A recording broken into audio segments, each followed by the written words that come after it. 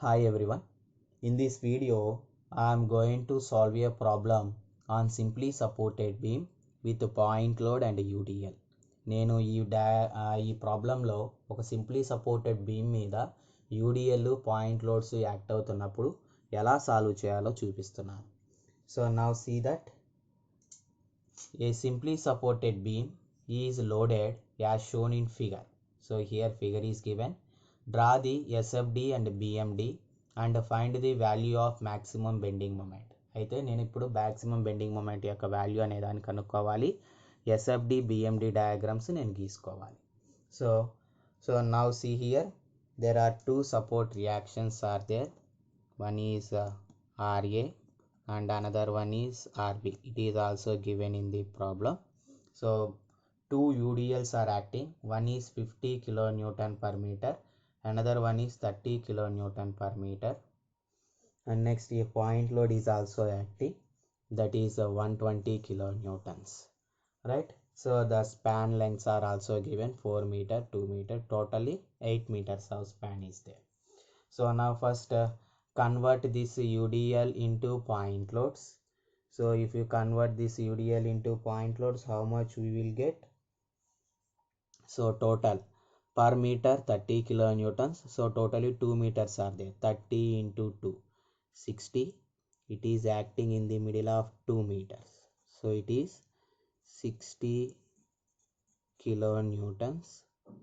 It is acting in the middle. So that is 1 meter. Right?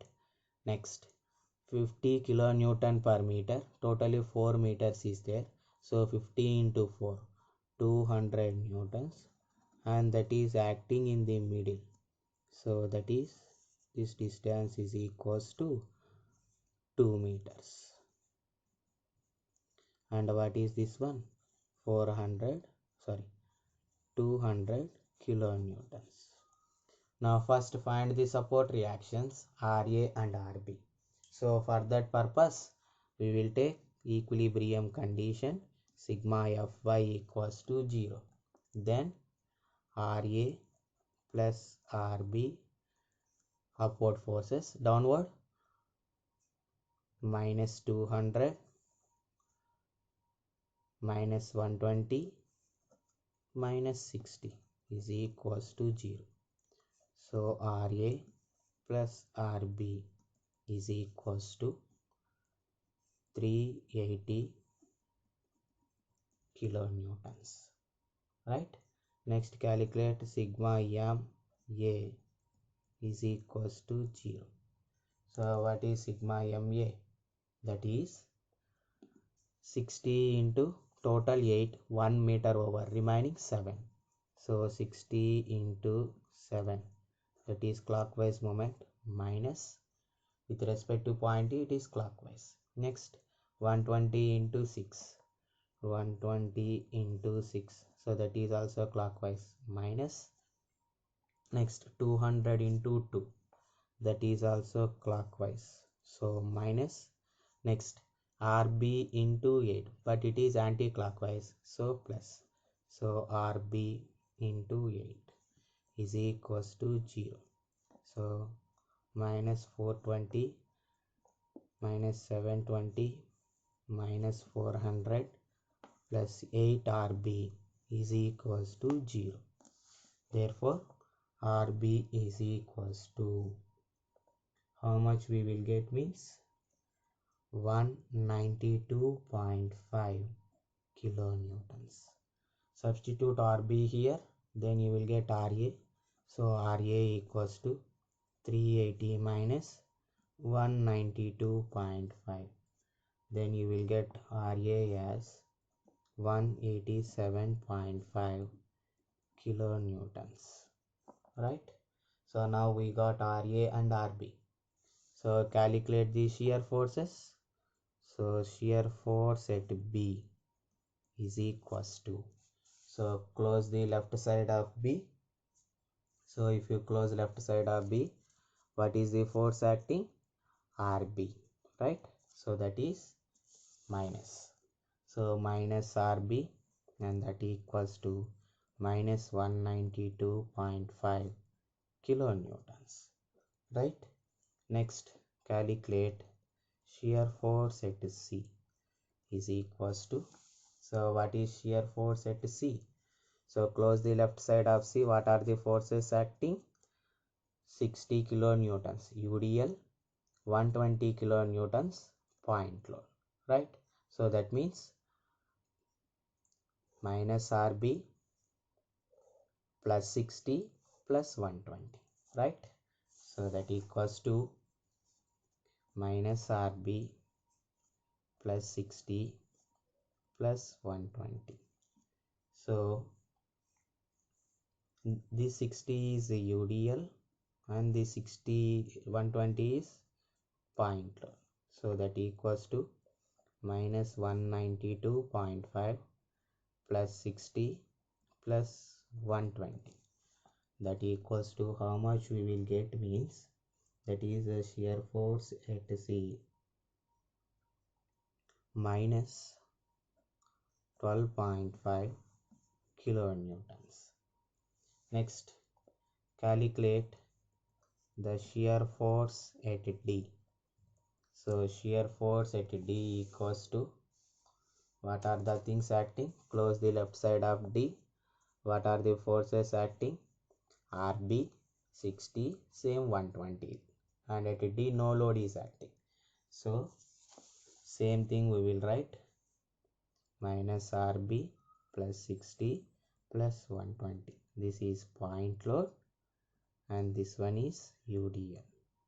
So you will get same minus 12.5 kilonewtons. Next, calculate the shear force at A. So if you want to calculate the shear force at A, then close the right side of A. So if you close right side of A, what you will get? Only RA, right? But left side is, to the section to the left side is upward is positive. So we will take plus RA. So that equals to, plus RA means 187.5 kilonewtons, right? So now represent those values in the diagram. So shear force at B minus 192.5, so that's why represented below the line. Next, shear force at C minus 12.5. Next, shear force at D, same minus 12.5. Next, shear force at A 187.5. So 187.5. Okay, so now represent that shear force at B. So all of a sudden, because of point load, it is decreasing. Next, from here to here, first UDL is acting. So only if you consider shear force at D with the UDL, then what is the value? Minus 192.5 plus 60, that is minus 132.5. So represent that. That is minus 132.5, right? So this is only UDL if you consider, and at point C all of sudden the point load is acting. So for this UDL, this is the change in shear force, and because of the change in application of point load, the shear force drops suddenly, right? And next, in between C and D there is no load is acting, that's why there is no change in the shear force also, right? And next, from D to A, if you observe, completely UDL is acting, so that's why draw a inclined line by joining these 2 points. Okay, so now this is the shear force diagram. So this one is positive and this one is negative. So here you can observe a point. Okay, so let us say that point is E, where the shear force changes its sign from negative to positive. So now I require this distance. Let us say this distance is x meters. Now I require the x value. That means shear force at E is equals to 0. So calculate shear force at E. So shear force at E and equate it to 0. So if you take right side of the E, so now I am projecting the same thing onto this diagram. So now I am going to calculate the shear force at E is equals to. So now what are the forces acting on the right side of E? So this is E. On the right side of E, what are the forces acting? So RB 60, 120 and this small portion of UDL. So that means what is the total? X up to here 4. Then what is the remaining thing? This one is x minus 4. Okay. So now this UDL is 50 per meter. So 50 into x minus 4. Okay. So now this UDL value is acting here and that value is nothing but 50 into x minus 4 acting at a distance in the middle, right? So that is x minus 4 by 2. Okay. So now calculate minus RB plus 60 plus 120 plus 50 into x minus 4. So write them. RB minus plus 60 plus 120 plus 50 into x minus 4 equals to 0. So that is minus 192.5 plus 60 plus 120 plus 50x minus 200 equals to 0. So if you solve that, you will get x as 4.25 meters. Right. So now we got the x value. Then calculate the bending moments. So first bending moment at B is equals to. So what is the bending moment at B? So consider the right side of the B. Only RB is acting at point B, but the distance is 0. So bending moment at B equals to 0. Next, calculate the bending moment at C. So bending moment at C is equals to. Close the left side of the C. Then what are the forces acting? RB into 2, 60 into 1. Right? So then write that. So RB is anti-clockwise moment. So plus RB into 2. Next 60 is clockwise. So minus 60 into 1. That equals to RB value minus 192.5 into 2 minus 60. So you will get bending moment at C as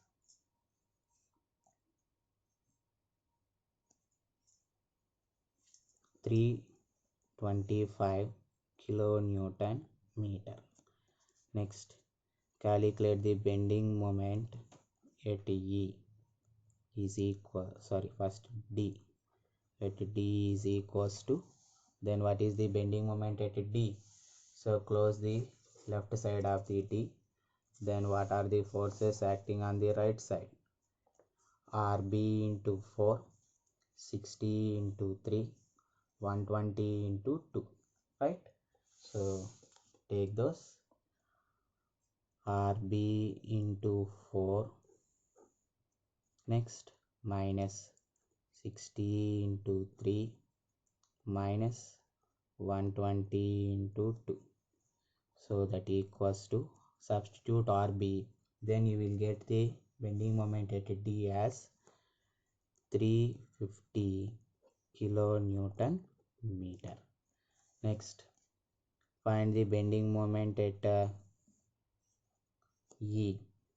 So bending moment at E is equals to, so already we know what are the bending moments at E. So close the left side of E, then RB into 2 plus 2 plus, sorry, here entire thing is X, RB into X, next 60 into X minus 1, next 120 into X minus 2, next 50 into X minus 4 into X minus 4 by 2. So then you substitute, you will get the values. So RB into X, next minus 60 into X minus 1, next minus 120 into X minus 2, next minus 50 into X minus 4 into X minus 4 by 2.